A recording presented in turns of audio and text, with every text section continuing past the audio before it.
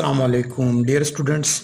आज हम एक नया टॉपिक स्टार्ट करने जा रहे हैं which is subsidiary books. This is also called sub division of journal. ये जर्नल की सब डिवीज़न भी है। जिस तरह के आपको पता है कि हम जर्नल में हम रिकॉर्डिंग करते हैं, उसमें कैश भी रिकॉर्डिंग करते हैं, परचेजेस भी रिकॉर्डिंग करते हैं, रिसीवेबल्स पेएबल्स सब कुछ रिकॉर्डिंग करते हैं। लेकिन स्टूडेंट्स यहाँ पे अगर हम उसकी सब बुक्स देखें, subsidiary books these are called.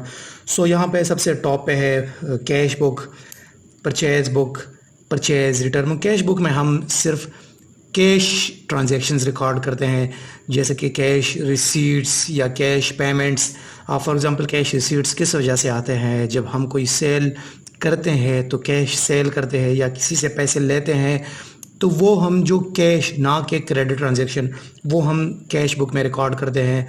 जैसे कि कैश पेमेंट्स हम किस वजह से करते हैं? कैश पेमेंट्स हम जब हम कोई कैश परचेज करते हैं तो हम कैश पेमेंट्स करते हैं, अगर सेल करते हैं तो कैश रिसीट्स हम करते हैं। तो all cash transactions are recorded in cash books. इस तरह परचेज बुक में हम क्या करते हैं? परचेज बुक में हम credit purchases, not other type of purchases. जो हम क्रेडिट परचेजेस करते हैं तो उनकी ट्रांजैक्शंस वो हम परचेज बुक में रिकॉर्ड करते हैं। इस तरह परचेज रिटर्न बुक, इस तरह सेल्स रिटर्न बुक, ये वन बाय वन हम डिटेल से पढ़ेंगे। लेकिन आज हम पढ़ेंगे कैश बुक। कैश बुक के बारे में थोड़ा पढ़ेंगे कि कैश बुक क्या है। So if we talk about cash book, so cash book is a book in which all cash transactions, जैसे कि मैंने कहा कि उसमें हम सिर्फ कैश ट्रांजैक्शंस रिकॉर्ड करते हैं, ना कि उसमें क्रेडिट ट्रांजैक्शंस वगैरह, सिर्फ कैश ट्रांजैक्शंस उसमें रिकॉर्ड करते हैं। और कैश ट्रांजैक्शंस भी जैसे कि cash receipts and cash payments. जिस तरह के मैंने कहा कि कैश रिसीट्स किस वजह से आते हैं? जब हमने किसी से पैसे लेने हो और हम पैसे ले ले उससे, तो that are our cash receipts. और कैश रिसीट्स हमारी सेल्स की वजह से भी आती है, जब हम कैश सेल्स करते हैं, ना कि क्रेडिट सेल्स या other type of sales. So that are cash receipts. इस तरह कैश पेमेंट्स, जब हम परचेजेस करते हैं, कैश परचेज करते हैं तो वो हम कैश बुक में रिकॉर्ड करते हैं। तो कैश बुक में हम सिर्फ कैश ट्रांजैक्शंस, ना कि other type of transactions. Students, इस तरह कैश बुक्स के कुछ हिंट्स ऑफ राइटिंग है कि हम कैश बुक में लिखेंगे क्या और किस तरह लिखेंगे। तो स्टूडेंट्स, इस पर ज़रा तवज्जो दें कि यहाँ पे कुछ पॉइंट्स हैं कि any cash receipt is recorded on the left side of the account name begin with 2। Students, जिस तरह मैं आपको एक परफॉर्मा दिखाऊंगी इससे पहले कैश बुक का, कि कैश बुक का परफॉर्मा किस तरह होगा। तो स्टूडेंट्स, ये आप देखिए, ये कैश बुक का परफॉर्मा होगा। कैश बुक को कुछ अकाउंटेंट इसको जर्नल भी कहते हैं। क्योंकि जर्नल क्यों कहते हैं? क्योंकि इसमें डेबिट और क्रेडिट मतलब क्रोनोलॉजिकली इसमें रिकॉर्ड होते हैं। तो क्रोनोलॉजिकली जब रिकॉर्डिंग होती है तो इसको कुछ अकाउंटेंट, जो प्रोफेशनल अकाउंटेंट्स है, वो उसको जर्नल कहते हैं। और इसको लेजर भी कहा जाता है। लेजर किस वजह से कहा जाता है? क्योंकि इसमें सिर्फ कैश ट्रांजैक्शन, ना कि अदर टाइप ऑफ ट्रांजैक्शंस। तो it may be journal, it may be ledger, but it is a subsidiary book of journal. So यहाँ पे इसका फॉर्मेट यह है, जिस तरह कि हमने पहले पॉइंट में यहाँ पे कहा कि any cash receipt is recorded on the left side along with the account name begin with 2।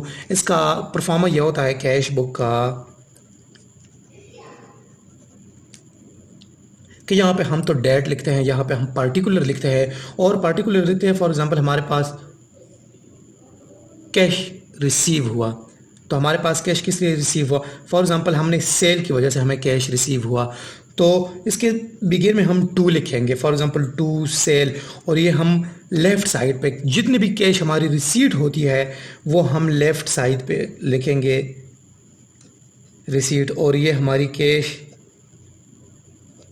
Payments हमारी जितनी भी होती है, हम जितनी भी पेमेंट्स करेंगे वो हम right side of the cash book पे रिकॉर्ड करेंगे। और जितनी भी हमारी रिसीट होती है वो हम कैश बुक के लेफ़्ट साइड पे रिकॉर्ड करेंगे। अभी सेकंड पॉइंट पे क्या कहता है कि any cash payment is recorded on the right side of the cash book with the word by.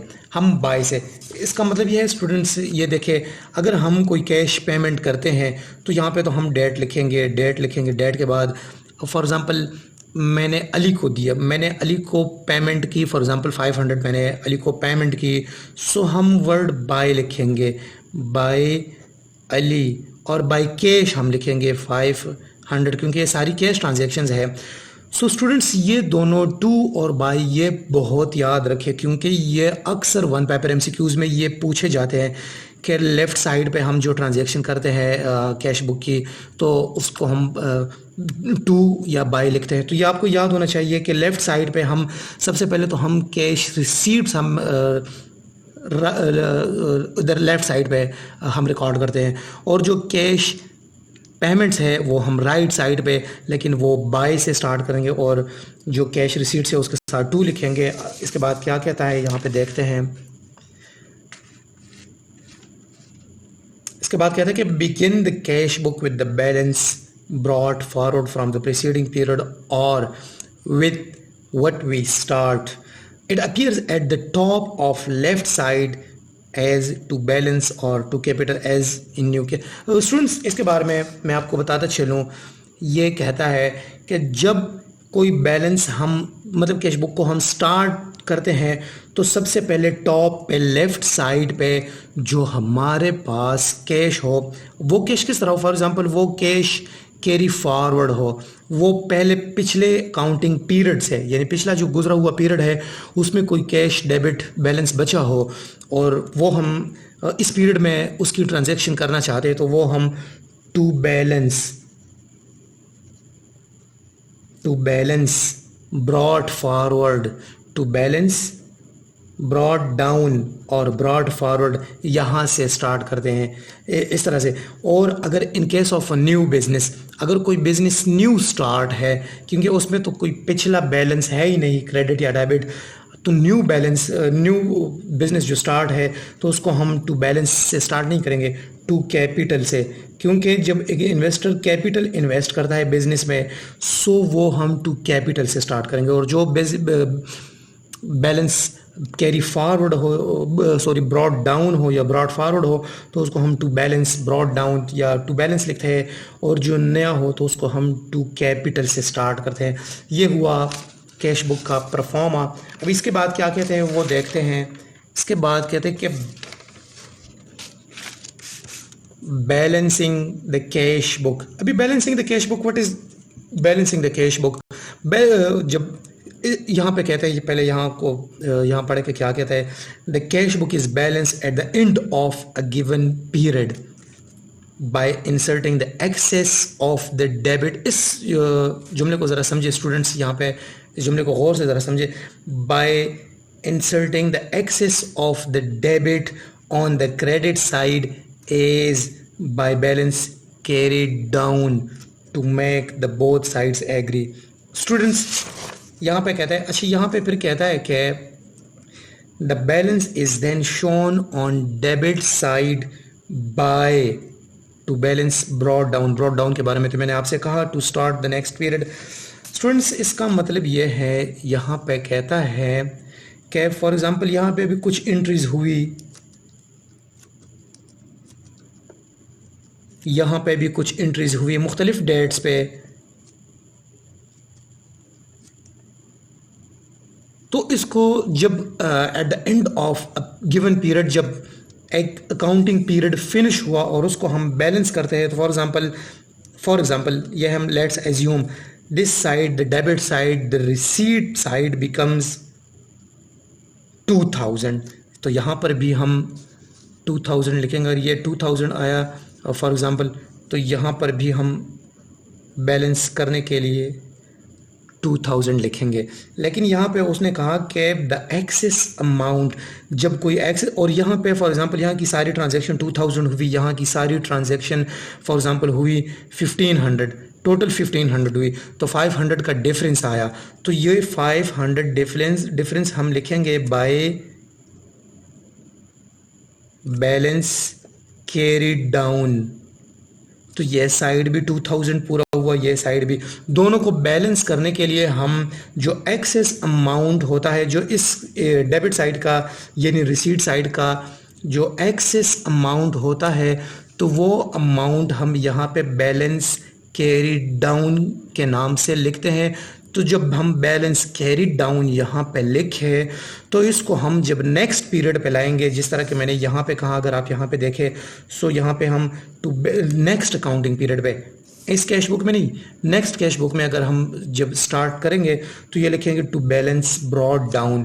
तो ये नेक्स्ट अकाउंटिंग पीरियड में कैश बुक में बैलेंस ब्रॉड डाउन होगा। यहाँ पे कैरी डाउन इसलिए है कि हम दोनों साइड को बैलेंस करते हैं, तो नेक्स्ट अकाउंटिंग पीरियड में ये बैलेंस ब्रॉड डाउन होगा। उम्मीद है आपको समझ आ गया होगा।